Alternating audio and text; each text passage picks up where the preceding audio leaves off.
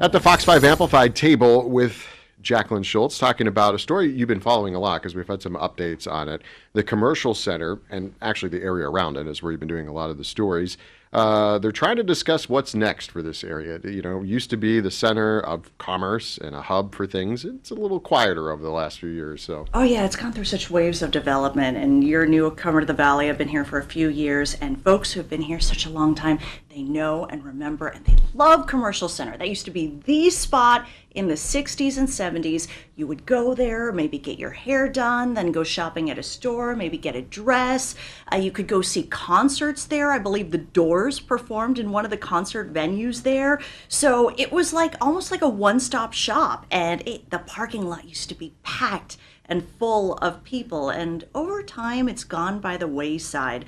Commissioner Tick Sagerbloom, who is over that area, he called it at one point a few years ago one of the most dangerous places in Clark County because wow. there were homeless camps, break-ins at various stores, car break-ins. So it went through a very challenging period. There's been a lot of long-time mainstay businesses there, small businesses.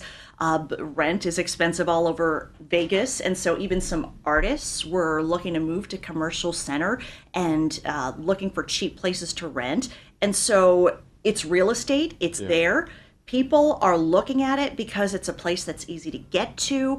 There's new businesses moving in, so it's on the cusp of growth.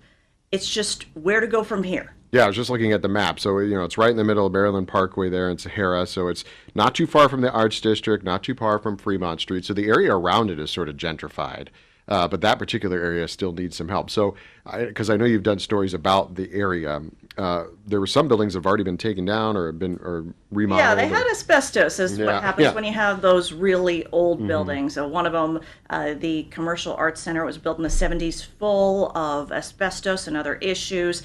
Orleans Square, that's the oldest out of all of them. It was modeled after New Orleans. There's some cool fixtures in there that kind of reminisce of New Orleans and the French Quarter.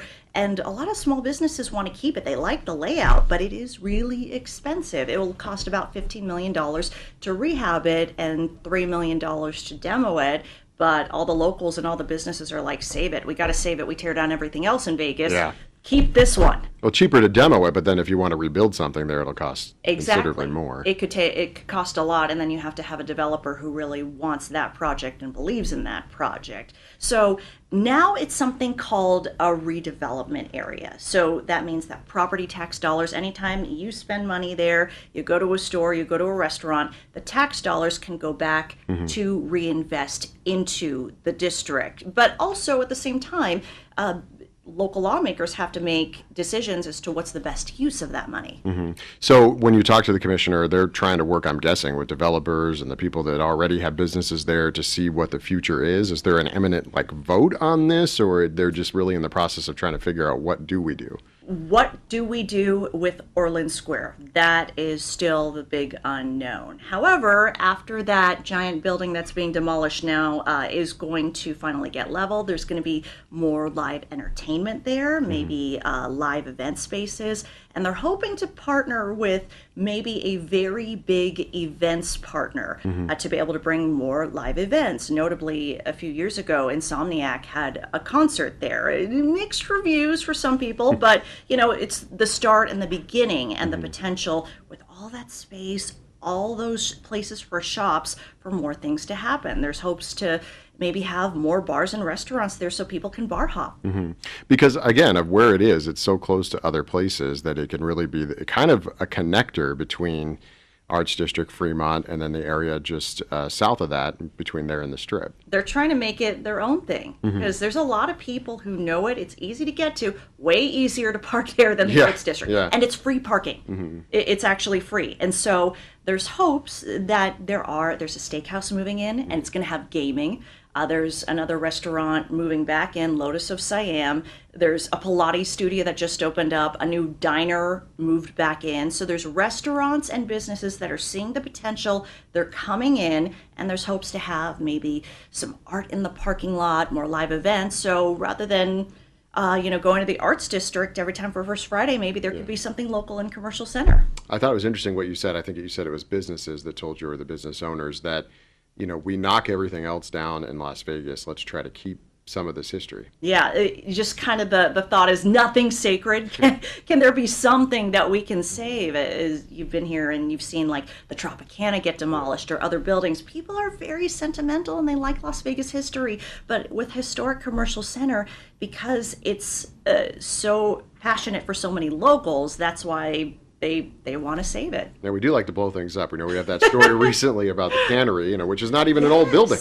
Yes. And that's going to be demolished for more homes. And I was actually down off of Trop today, and I was thinking about, the streets that carry the names, Trop, Flamingos, Herald, these places, and just what's left of, the Tropicana being gone, even though its name will forever be on that street all the way across the valley. The actual building's not gone. So trying to keep some history would be nice, but then again, it always comes down to the dollars and cents, right? And Absolutely. It's very expensive to rehab the building. Because they'd rather have something modern. And looking at the Arts District used to be really problematic as Yeah. well. And the city of Las Vegas, different jurisdiction, but they completely worked with local small business owners and developers, and it's such a hub. It's very hard to find any parking on First Friday now. It just draws crowds, draws tourists, and the locals and people in general are looking for something unique experiences.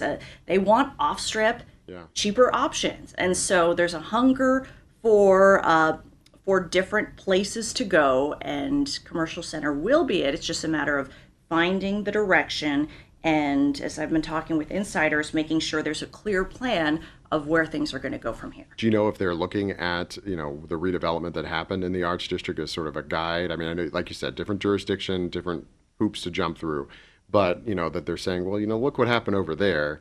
We can do this over here. They want to make it an art hub because artists can no longer afford the Arts District, and that's kind of a sad thing that we are seeing play out around the Arts District. Is some of the business owners are even painting over the murals because a new developer comes in, someone outbids the small guy for rent, and now they've taken over the building. So artists are like, we need a place to go. The county has bought various buildings and spaces where there's a hope for that. There's hope for small business incubations, art installations, art incubators as well. So there's hopes to make it a really creative area. Liberace Avenue is along that stretch. Liberace notably was a fixture. Creative. Yes, and in that neighborhood. Yeah. And also that is one of the de facto gay districts for the Las Vegas area. There's a famous bar, the Square Bar that was there. The Badlands is still there. So it's a fun, hip, creative spot. I know we talk often about how you come across the stories, and I think just by watching the story, one of the ones that ran last night, I know you interview Commissioner Siegelblum for a lot of different types of stories, but then he'll say something and you'll kind of check mark it and be like, oh, I need to look into that. Oh, yeah. As I've gotten to know different commissioners over the years, they have different passion projects. Tick notably is Commercial Center. That's his area. He's a long-time Nevadan local. This is his area, his baby, his passion project. He's as passionate about it as all the other locals are as well. Also, he is a big marijuana proponent as well, which I've interviewed him about that. And we can probably do another amplified and then some about it. Yeah. All right. Well, the stories that Jacqueline has done on all that area are on fox5vegas.com and Fox 5 Plus app. And we'll have Jacqueline back again to talk about maybe what happens in the future with this area.